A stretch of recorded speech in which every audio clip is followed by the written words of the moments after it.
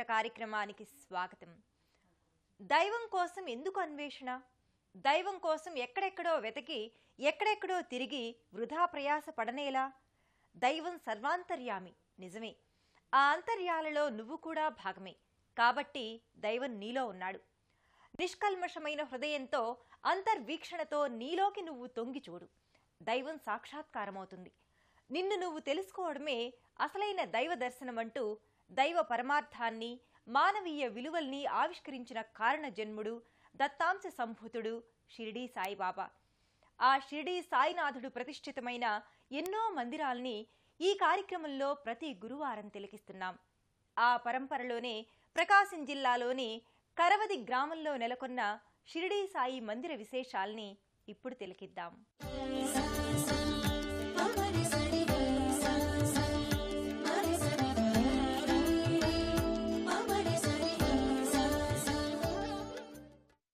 ఆధ్యాత్మికతను మానవ ధార్మికతతో జోడించిన అవధూత షిరిడీ సాయినాథుడు. సామాన్యునిగా జీవించి అసామాన్యమైన ప్రభావాన్ని భక్తులపై చూపిన దయాసింధువు సాయిబాబా. ప్రకాశం జిల్లా ఒంగోలు మండలం కరవది గ్రామంలో ఉన్న సాయిబాబా మందిరం సాయి భక్తుల పాలిట ఆధ్యాత్మిక ధామంగా విలసిల్లుతోంది. ప్రకాశం జిల్లా కేంద్రమైన ఒంగోలుకు అతి సమీపంలో ఉన్న గ్రామం కరవది. రైల్వే స్టేషన్ సమీపంలోనే ఉన్న షిరిడీ సాయిబాబా మందిరం భక్తులను విశేషంగా ఆకట్టుకుంటోంది. సువిశాల ప్రాంగణంలో ఉన్న సాయి మందిరం ఆహ్లాదకర వాతావరణ నేపథ్యంగా అలరారుతోంది. గులాబీ వర్ణ శోభితంగా మందిర ప్రాంగణం అల్లంత దూరం నుంచే కనువిందు చేస్తుంది. మందిర స్వాగత ద్వారంపై సాయినాథుడి ప్రతిమ గోచరమవుతుంది. ముఖమంటపంపై సాయి విగ్రహం ప్రసన్నమయంగా విలసిల్లుతుంది. 2004వ సంవత్సరం ఏప్రిల్ నెలలో ఈ మందిరానికి శంకుస్థాపన గావించారు. బంగారు బొట్లు అనే సాయి భక్తుడు ఈ మందిరానికి కావలసిన స్థలాన్ని ఉచితంగా సమర్పించాడు.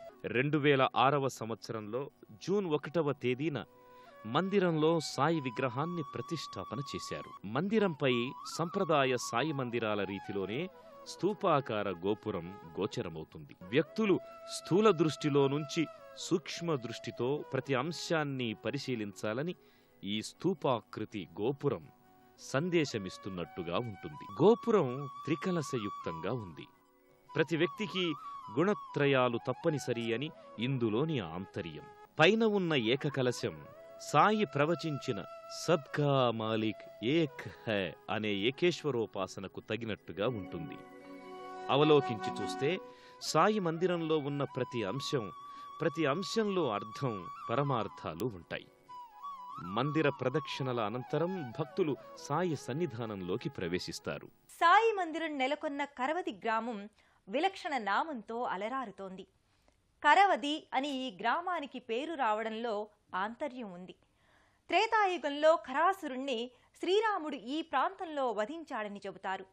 కరవద జరిగిన ప్రదేశం కాబట్టి కాలక్రమంలో ఇది కరవది అయ్యిందంటారు. అలాంటి పురాణ ప్రశస్తి ఉన్న, విశేష ఐతిహ్యమున్న కరవది గ్రామంలో సాయినాథుడు సచ్చిదానందమూర్తిగా దర్శనమిస్తూ భక్తుల్ని అనుగ్రహిస్తున్నాడు. ప్రధాన మంటపంలో సాయి ప్రధాన విగ్రహం చిన్మయ చిదానందమయంగా జీవకళతో అలరారుతుంది. సర్వాలంకృతంగా సమస్త సౌందర్యం పోతపోసిన చందంగా సాయి విగ్రహం సమ్మోహనకరంగా భాసిల్లుతుంది. సాయి అలంకార విశేషం నేపథ్యంగా ఎన్నో అంశాల్ని ప్రస్తావించుకోవచ్చు.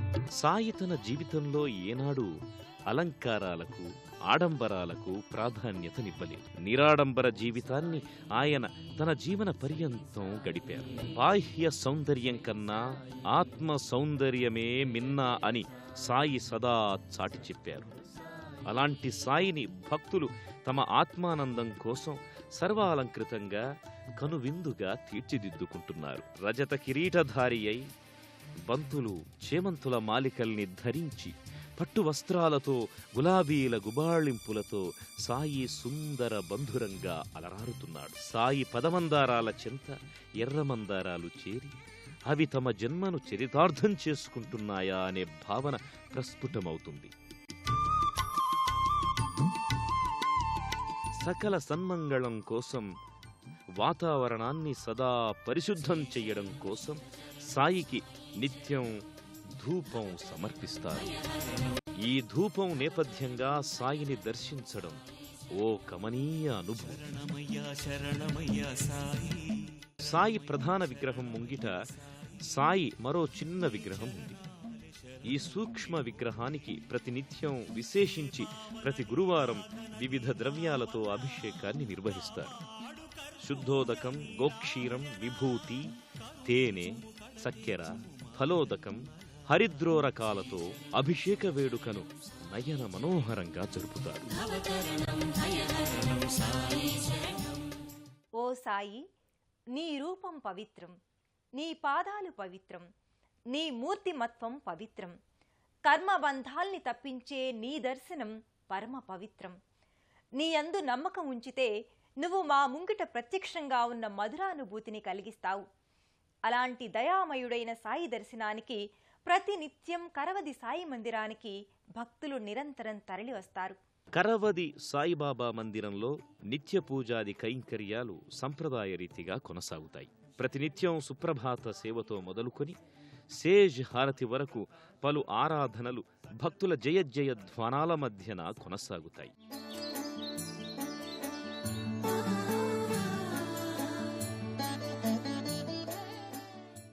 ప్రతి గురువారం ఇక్కడ విశేషమైన రీతిలో సాయి పూజా స్రవంతి పరిఢవిల్లుతుంది. కాకడా హారతి, మధ్యాహ్న హారతి, ధూప్ హారతి, సేజ్ హారతుల్ని బాబాకు సమర్పిస్తారు. ఈ హారతుల సమయ మధ్యకాలంలో పలు విధాలలో అర్చనలు, ఆరాధనలు, భజనలు, సత్సంగాలు కొనసాగుతాయి. ప్రతినిత్యం బాబా దర్శనానికి భక్తులు మందిర ప్రాంగణానికి తరలివస్తారు. అందరి లక్ష్యం ఒక్కటే, అదే సాయి దర్శనం. అందరి భావన ఒక్కటే, అదే సాయి అనుగ్రహ విశేషాన్ని అందుకోవడం. అందరి ఆకాంక్ష ఒక్కటే, సాయి తమకు సదా చేదోడు వాదోడుగా ఉండడం. ఇలా భక్తులందరిలో సమ్యక్ అనుభూతి ప్రస్ఫుటమవుతుంది. నన్ను దర్శించవచ్చే నా ప్రియ ఆప్తులారా, నేను మీలో ఒకటినే, మీవాడినే, మీ కుటుంబ సభ్యున్నే.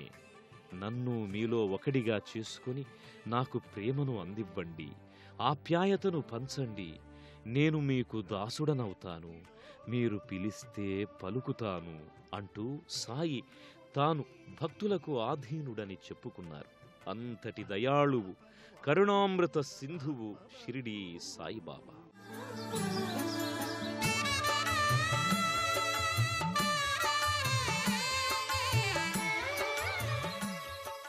ప్రతి గురువారం సాయి చిత్రపటాన్ని పూల పల్లకీలో ఉంచి మందిర ప్రాంగణంలో ఊరేగిస్తారు.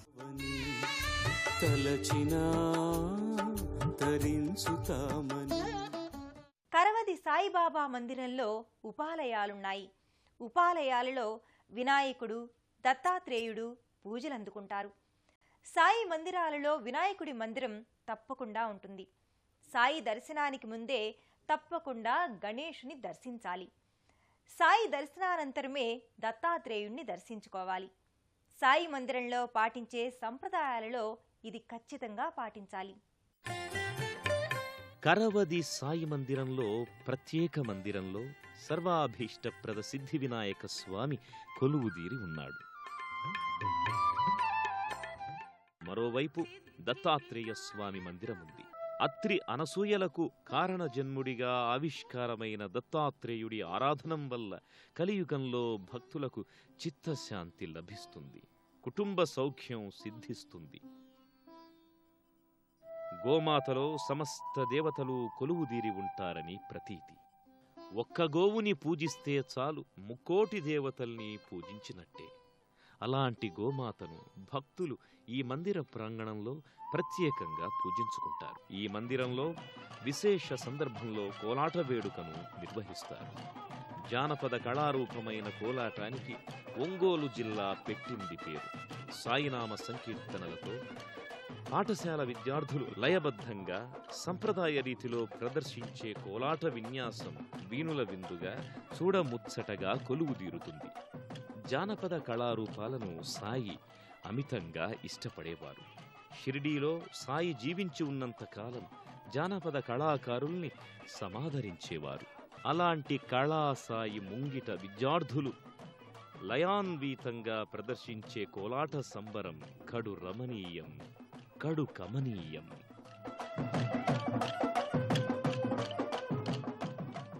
సమర్థ సద్గురువు సాయికి మనం సాష్టాంగ నమస్కారం చేసి భక్తి శ్రద్ధలతో ఆశ్రయించాలి. మన మనసుల్ని అటూనిటూ సంచారం చేయకుండా జాగ్రత్త పడాలి. సాయి తప్ప మన మనసుల్లో వేరే భావాలకు చోటివ్వకూడదని సంకల్పించుకోవాలి. మన సంకల్పాలు సాకారం కావాలని ఆశిస్తూ మరో క్షేత్ర సందర్శనంతో తీర్థయాత్ర కార్యక్రమంలో కలుసుకుందాం.